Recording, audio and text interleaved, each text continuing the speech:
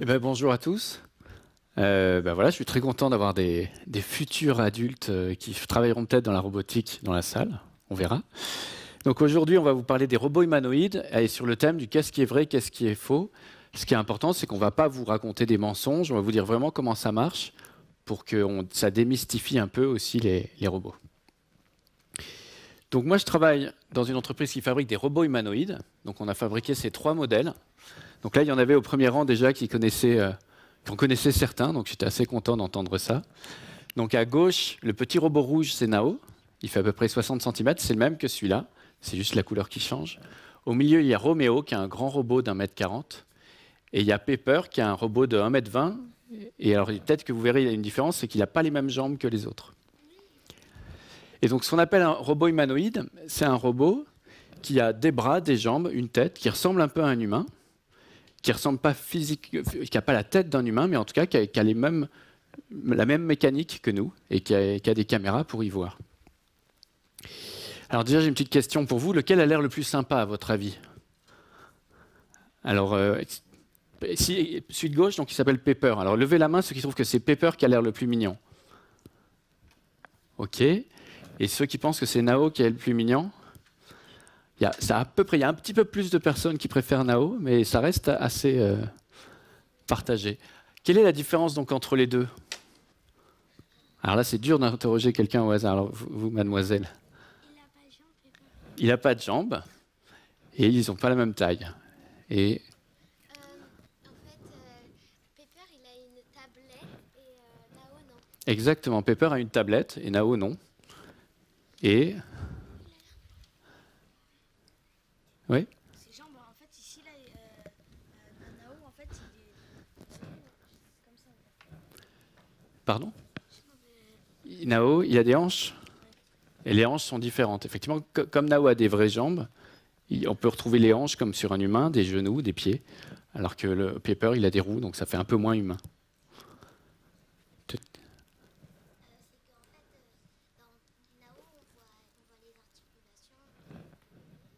Ouais, Nao, on voit les pieds. Donc voilà, globalement, il y a la tablette, il y a les jambes, et ils ne font pas la même taille. Je vous interrogerai sur les autres questions. Ne vous inquiétez pas, vous aurez le temps de parler. Donc là, ce qu'on s'est dit, c'est qu'on allait faire un petit tour d'horizon un peu sur qu'est-ce qui fait la différence des robots. Là, je vous ai mis une vidéo qui a pas mal d'années, mais qui était intéressante. Donc la question, c'est est-ce que les robots, ils ont l'air intelligents ou pas?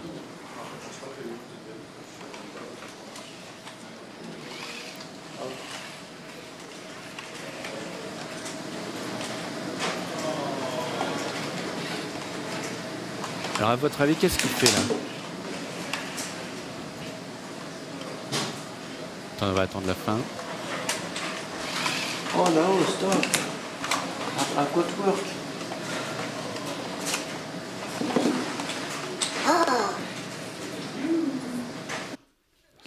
Donc là, qu'est-ce qui s'est passé? On va prendre quelqu'un un peu au fond. Alors, le petit enfant en gris.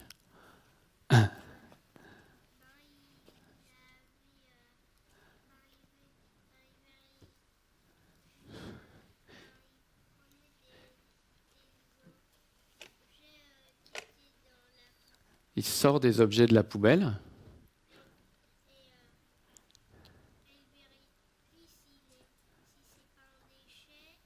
D'accord, tu crois qu'il trie les déchets? Peut-être.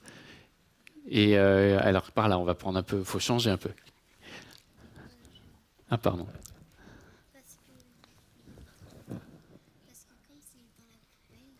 Comme c'est dans la poubelle. C'est une sorte de poubelle. Je vais prendre le micro, ça va être plus simple. Mais c'est une sorte de poubelle, oui. Tiens, comme ça, derrière, ils entendront. C'est une sorte de poubelle. Et après, de loin, là, il jette les affaires alors. Il jette les affaires, toi, tu penses? Bon, allez, comme. En fait, il est en train de trier les chaussettes du D'accord. monsieur. Parce que les chaussettes sont là. Et le monsieur, il a l'air content? Non. Et alors, qu'est-ce qu'il fait, le monsieur? Alors, Il lui gronde. il le gronde, et il est content, le robot, qu'on le gronde? Non. D'accord. Donc on va revenir là-dessus un peu après. Ah ben, j'ai pas besoin de micro. Donc, là on va voir une autre vidéo.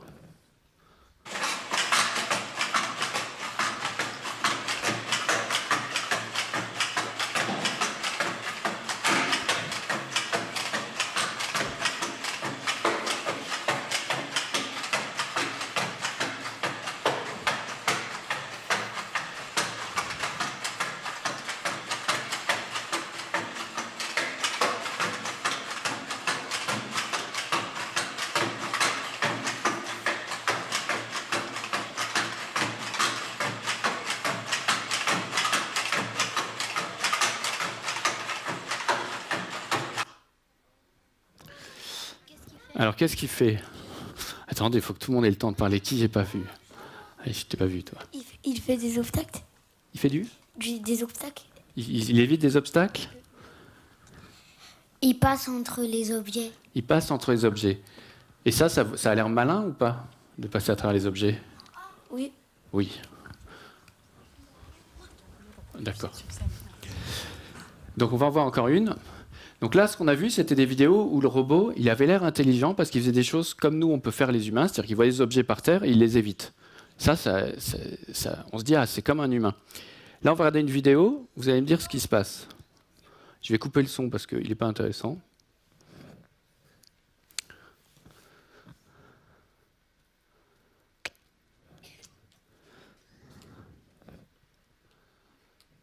Ah.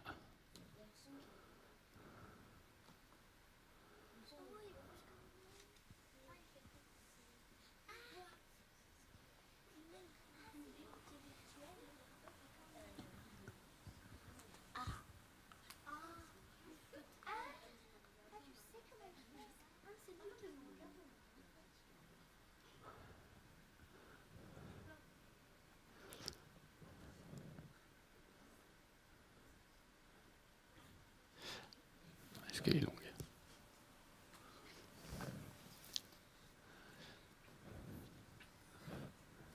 Donc, qu'est-ce qui se passe là? Le monsieur, il fait comme Pepper. C'est le monsieur qui fait comme Pepper ou c'est Pepper qui fait comme le monsieur? C'est Pepper qui fait comme le monsieur. D'accord. Donc là, à l'inverse de tout à l'heure, à l'inverse de tout à l'heure, là, il a l'air moins intelligent le robot. On voit que c'est une sorte d'automate et qu'il a moins, il n'est pas maître de ses mouvements. C'est vraiment, il copie le robot. Donc là, je vous ai préparé quelques petites questions basées un peu sur ce qu'on a vu avant. À votre avis, est-ce que les robots réfléchissent? Oui. Et alors, qu'est-ce qu'ils font pour réfléchir? Comment ça se passe quand un robot réfléchit? Ah, c'est la dame qui a le micro. Quand il réfléchit,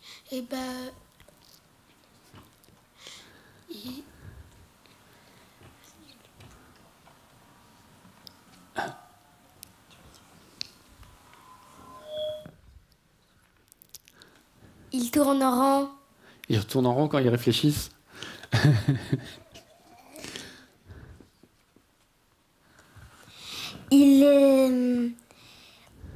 En fait, il essaye de voir toutes les possibilités qu'il a pour, par exemple, éviter un obstacle. Il réfléchit et il essaye de trouver plusieurs façons pour l'éviter. C'est-à-dire, il tourne à gauche ou il tourne à droite. Ouais. On va en revenir là-dessus.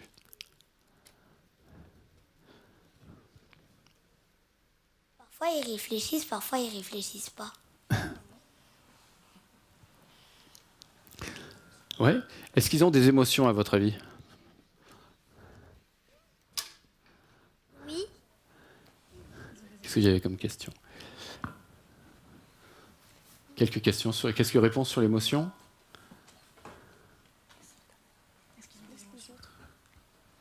Comme sur la vidéo, il était en colère, le robot. Donc, je pense que oui, ils en ont.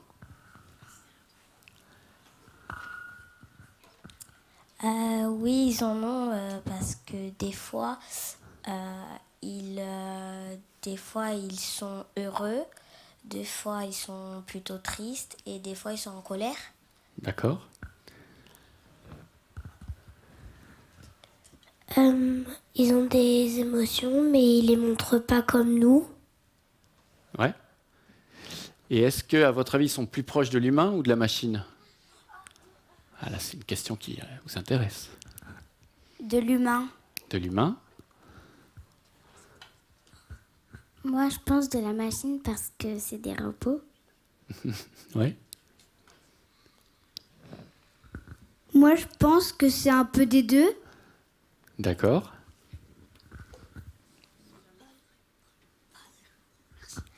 Moi, je pense que...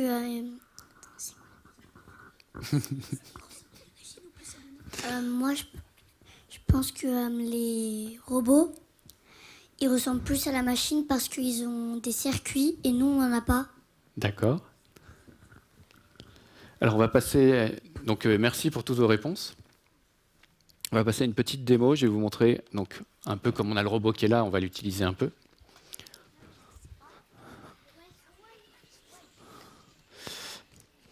Donc, on va voir un peu ce qu'il pense. Donc, je vais lui dire des choses et on va voir comment il réagit. Nao, ce soir, on a un gâteau au chocolat. T'es content qu'on ait un gâteau au chocolat ce soir? Hey! À votre avis, il a l'air content ou pas, là? Par contre, il faudra prendre ton bain avant. T'aimes bien prendre ton bain?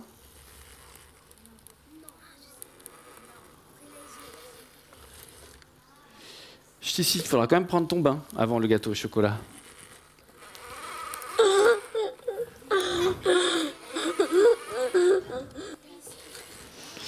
Mais d'abord, regarde, il y a tous les enfants qui sont venus te voir. Ah ben... Et moi, je suis là aussi. Ah. Bon. T'es pas content de me voir? Ah si. Donc là, on a l'impression qu'il y a des émotions, mais en fait, c'était pas du tout des émotions. Là, il a réagi comme une machine. Ce que j'ai fait, c'est que dès que je le touchais d'un côté droit, il était content. Et dès que je touchais du côté gauche, il était triste. C'est juste ça que j'ai fait. Donc là, pour le coup, je l'ai programmé pour qu'il fasse ce petit sketch. Et après, c'est moi qui fais semblant que je suis étonné de ce qu'il fait, alors que c'est moi qui le commande, en fait. Donc ça, c'est ce qu'on appelle la programmation. C'est un peu ça que je vais vous montrer pendant ce moment-là. Donc voilà, ce que je vais vous dire, c'est que, comme c'est dans le titre, c'est que le robot, il ne ressent pas des émotions. Il fait semblant de ressentir des émotions, il les simule, comme un acteur, comme un comédien, mais en fait, il va juste bouger, mais il ne le ressent pas, il n'a pas de cœur et il ne ressent pas ça. Donc je vais vous expliquer les principes d'un robot, comment ça marche. Donc pareil, je vous ai fait... J'ai une autre démo que je vais lancer.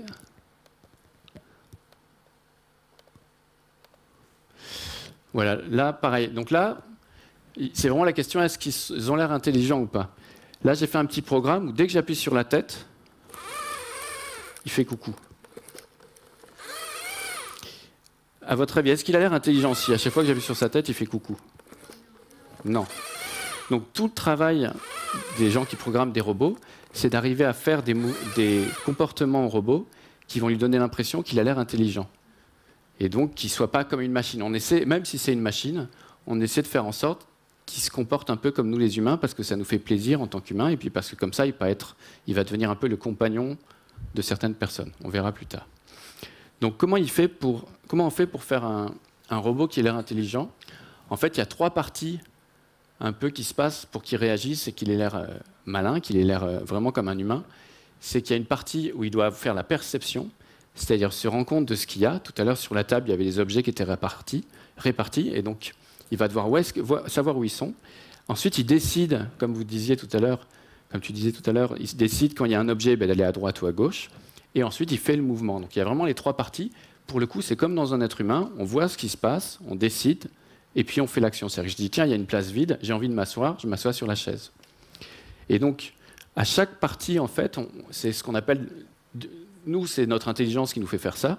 Dans un robot, comme il n'y a pas de cerveau, on appelle ça l'intelligence artificielle, c'est-à-dire que c'est la manière dont on va programmer le processeur qui est dedans pour qu'il fasse des actions qui représentent un peu ce qu'un humain fait naturellement, de percevoir, de décider et d'agir. Donc là, je vais vous montrer des petits exemples de perception. C'est des choses. Ce qui est intéressant quand on fait de la robotique, c'est que tout ce qu'on fait, nous, naturellement, en tant qu'humains, il faut arriver à comprendre comment on le fait et comment un ordinateur pourrait le faire. Donc là, le robot, ce qu'ils ont, c'est qu'ils ont une détection de visage. C'est-à-dire que dès qu'il a des images qui arrivent, il essaie de voir s'il y a des visages dedans, et si ces visages lui sourient, si ces visages sont en train de parler, et il essaie de les reconnaître. On verra ça à la fin, je vous ferai une petite démo là-dessus. C'est important, pour parler à quelqu'un, de voir où il est. C'est comme nous, on le fait encore une fois très naturellement. On a une autre chose qui s'appelle ce qu'on appelle la détection d'articulation. C'est-à-dire que, là je vais couper le son aussi parce qu'on n'a pas besoin. Donc nous, les humains, quand je vous regarde, je vois votre position. C'est-à-dire que si je vois si vous avez les bras croisés, je vois si vous faites coucou, je vois vraiment votre corps et je peux me dire, tiens, il me fait coucou, peut-être qu'il a envie que je me rapproche, ou il a l'air d'avoir peur, je vais me reculer au contraire. Tout ça, c'est des informations que votre corps renvoie. Et donc, dans nos robots, on a quelque chose qui s'appelle la détection des articulations. Je vais vous le montrer là sur la vidéo. Vous voyez, c'est ce qui est là. C'est-à-dire que quand le robot voit une scène, derrière, il est capable de se rendre compte où sont les jambes de la personne, où sont ses bras. Et là, ça fait que, là, sur cette vidéo, en fait, il est en train de détecter qui lève la main. Et c'est important de savoir qui lève la main parce qu'on va pouvoir le pointer pour dire oui, et pour montrer oui, à toi de parler, à toi de répondre, etc. Encore une fois, c'est des choses que nous, on fait naturellement. Quand je vous dis de lever la main, ben, je n'ai pas à réfléchir pour me dire je vais calculer qui c'est qui a la main levée. Tout de suite, on s'en rend compte en ayant l'impression qu'on ne réfléchit même pas. Mais le robot, il a fallu lui apprendre. On a aussi de la reconnaissance de son dans nos robots. Donc là, je vais mettre du son. Hop.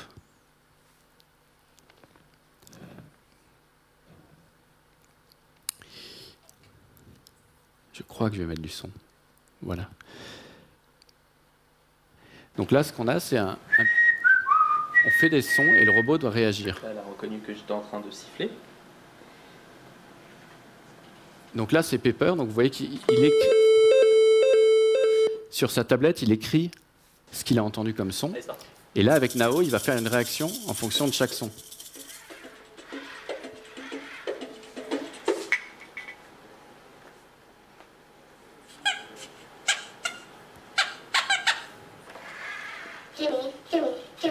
Là, il dit donne-moi, donne-moi, donne-moi.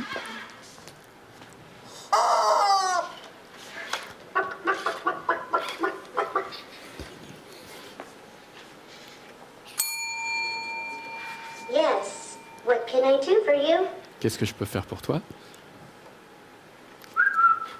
I'm on my way.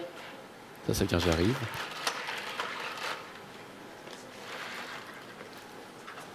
Il parle en anglais des fois, ce jour.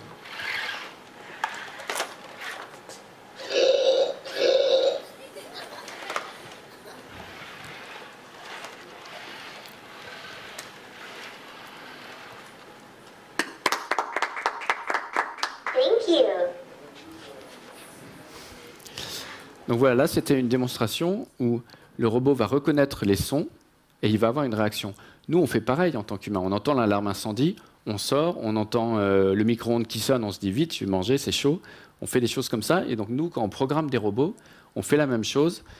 On leur apprend un peu à avoir des réactions qui sont comme des humains. Il y a aussi toute une partie, c'est de reconnaître quand on parle. Si moi, je m'adresse à vous, je vous dis des mots, pareil, inconsciemment, vous comprenez tous les mots, ce que ça veut dire. Mais dans le robot, on a un algorithme qui va transformer la vibration de l'air qui est perçue par nos oreilles et va le transformer en mots. Voilà. C'est peut-être un peu compliqué comme concept, mais c'est pas grave. Ensuite, ce qui se passe, c'est que dans nos robots, on a programmé des réactions. Là, j'en ai mis une. Donc là, ça, c'est une capture d'écran du logiciel qu'on utilise pour programmer le robot. Là, on a dit, voilà, quand tu vois un visage, tu lui dis bonjour. Donc ça, c'est un peu la partie action. C'est des choses très simples là, que j'ai mis pour que vous compreniez. Pareil, là, il y a un petit comportement qui dit, quand tu tombes, eh ben, tu te relèves. Pareil, c'est des choses que nous, on a appris très jeune, quand on était bébé, de se dire, ah, ben, quand je tombe, je me relève. Mais là, il a fallu le programmer dans le robot pour lui dire de faire ça, encore une fois, pour qu'il ait l'air un peu humain. Et là, quand il voit une balle rouge, il décide de marcher vers la balle rouge. Et ensuite, donc, là, on a vu un peu la perception, la décision et l'action. Là, je vais faire l'action. Donc, on a quelque chose. Quand le robot il décide de parler, on lui a écrit un texte. On a dit, bah, tu vas dire la phrase « Bonjour Alexandre ». Et lui, il va la transformer en phrase. Donc, ça va faire comme ça. Quand il voit le texte, « Bonjour Alexandre ». Il va dire « Bonjour Alexandre ». Là, c'est pas lui, là, c'est mon ordinateur, mais c'est sa voix. Bonjour Alexandre.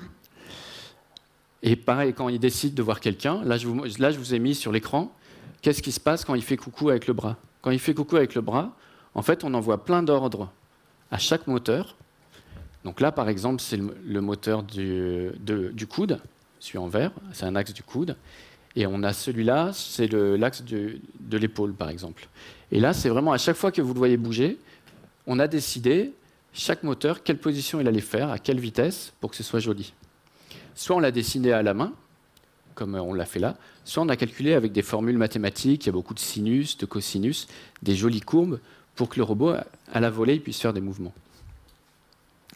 Je vous ai mis une vidéo là qui est sympa aussi en termes de mouvement. C'est la manière dont il doit attraper des objets. Nous, on a deux types de mouvements. On a les mouvements Hello, où il fait tout le temps exactement le même mouvement, ou on a des mouvements qu'il va faire différemment selon la chose qu'il veut attraper. Là, c'est un mouvement où il veut attraper quelque chose. En fait, il va générer le mouvement à la volée en fonction d'où est la chose. Donc ça encore, c'est assez naturel. Là, ce qu'on a voulu faire, c'est montrer qu'on attrapait un objet, tout le corps allait attraper l'objet. Donc ça, c'est un objet qui est assez haut. Et encore une fois, ce qu'on veut, c'est montrer que si le robot voit le monde qui nous entoure et est capable de faire des actions avec le monde, il va réagir comme un humain et ça va être agréable pour les humains qui regardent, pour les humains qui vivent avec le robot.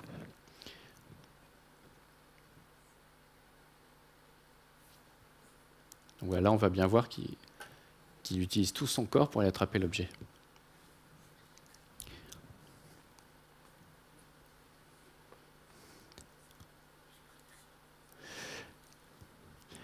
Alors là, je vous ai préparé une petite démo en live. Tac.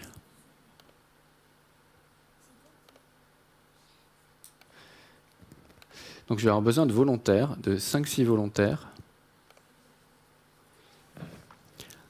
Alors, on va peut-être prendre ceux du premier rang. Ça va être plus simple. Donc on va dire, ben voilà, vous tous, tous ceux qui volent jusque-là, vous levez, vous allez vous mettre là. Et on va faire une petite démo avec vous. Voilà, vous vous mettez là et vous allez monter sur scène. Je vais vous le dire quand vous pourrez le faire. Donc, ce qui se passe, c'est qu'on va voir si le robot... Moi, j'ai fait un petit programme pour que le robot apprenne ce que vous aimez manger. Et on va voir si ça marche. J'espère que ça va marcher. Donc, là, vous avez des petites fiches. Et donc, vous allez monter un par un avec des fiches. Et vous allez les montrer au robot. Donc, qui veut commencer? Toi, par exemple, tu es devant. Donc, choisis ce que tu aimes manger. Voilà, et tu vas voir le robot, tu te mets à peu près là. Alors, attends, d'abord, il faut qu'il te voie. Il faut qu'il te voie pour qu'il te parle. Alors, recule un peu, peut-être que tu es trop près. Je sais que tu aimes les couscous, les chocolats chauds, Là, les œufs à la coque, les verres d'eau et les colas. Là, il m'a vu, moi. Non, reste là, c'était une erreur. Tu aimes aussi les glaces. Ah. Donc, choisissez, on va essayer quelqu'un d'autre. Mais vas-y, monte. Tu peux prendre plusieurs cartes pour lui montrer ce que tu aimes manger.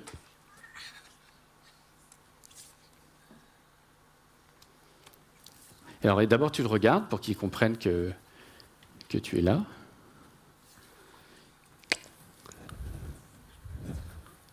Mets-toi peut-être plus là, parce qu'en fait, il est ébloui. Je sais que tu aimes les œufs au plat, les frites et les pommes. Non. Donc là, c'est une erreur. Attends, je vais l'aider un peu. Il t'a pas vu. Tu aimes aussi les crêpes. Bon. Alors, ça n'a pas bien marché. Normalement, il devrait vous dire bonjour quand vous arrivez. Alors, vas-y. Ne te mets pas trop près, parce que j'ai l'impression que quand c'est trop près, il n'y arrive pas bien.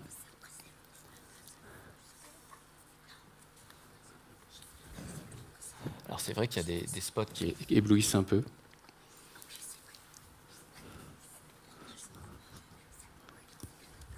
Je vais voir ce qu'il voit.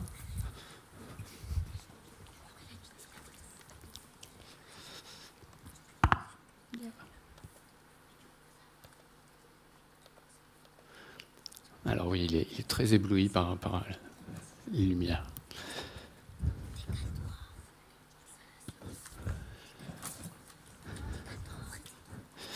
On ne peut pas mettre plus de lumière sur le visage des personnes? Non, c'est comme... Donc voilà, ça c'est le risque des démos en live. Des fois, ça marche pas bien. Et bien donc, quelqu'un d'autre va essayer? Et tu pourras revenir après, on va voir. Alors, vas-y.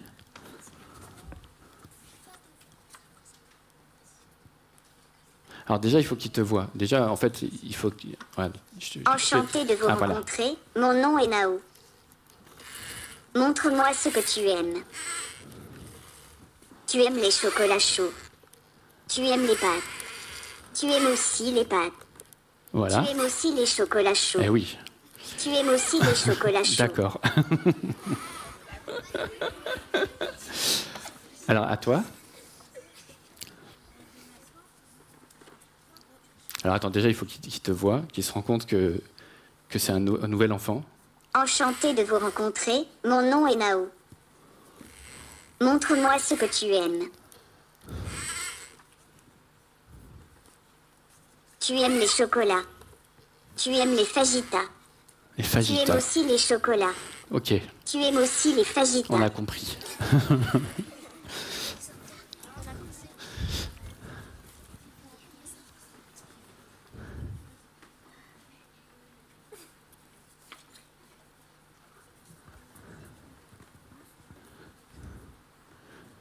Bon, alors, il te voit pas. Enchanté de vous rencontrer. Mon nom est Nao. Montre-moi ce que tu aimes. Tu aimes les glaces. Tu aimes les croque-monsieur. Très bien. Tu aimes aussi les croque-monsieur. Oui. Bon.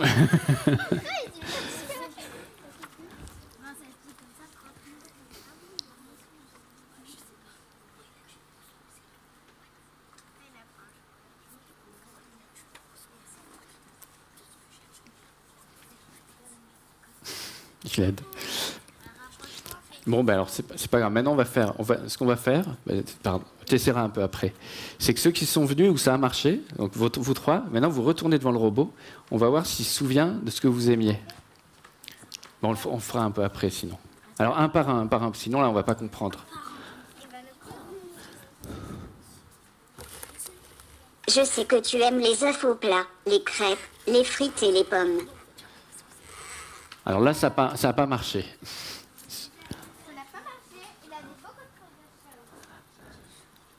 Oh, l'humain d'avant est parti, et vous voilà.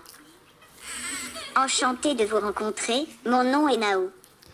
Donc là, ça n'a pas marché. Je sais que tu aimes les chocolats chauds et les pâtes. Ah, là, c'est ça? Ah, bravo. Oui, parce que... Oh. Enchanté de vous rencontrer, mon nom est Nao. Je sais que tu aimes les croque-monsieur et les glaces. C'était ça, il a bonne mémoire? Oh. Je sais que tu aimes les verres d'eau, les œufs à la coque, les glaces, les couscous, les chocolats chauds et les colas.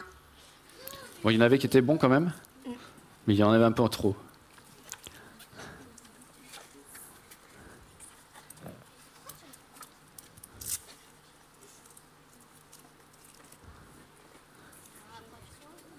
Bouge un peu pour qu'il se rende compte que tu es là.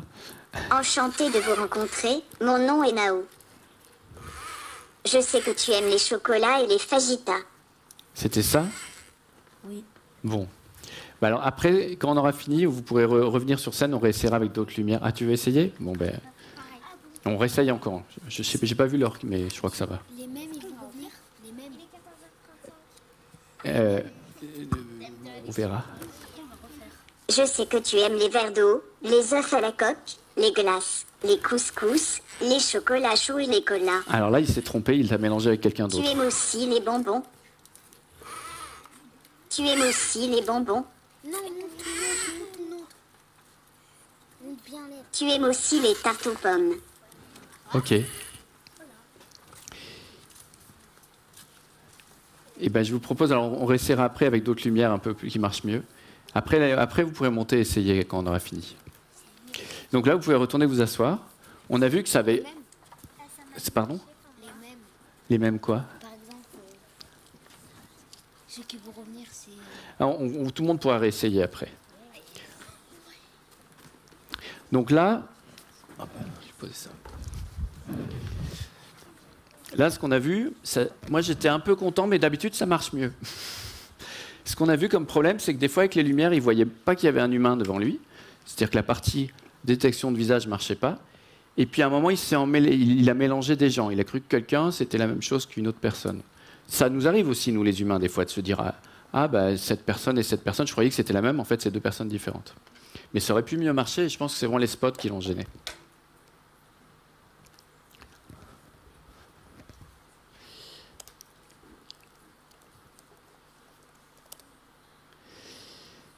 Qu'est-ce qu'on avait prévu après ?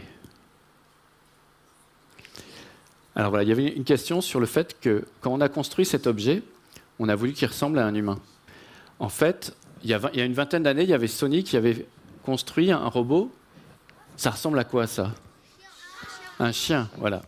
Donc ils avaient fait un robot qui ressemblait à un chien. Ce qui était pratique, c'est que le fait de ressembler à un chien, on ne s'attend pas à ce qu'il parle, à ce qu'il soit intelligent, à ce qu'il ait des réactions, à ce qu'il se souvienne ce que vous aimez à manger.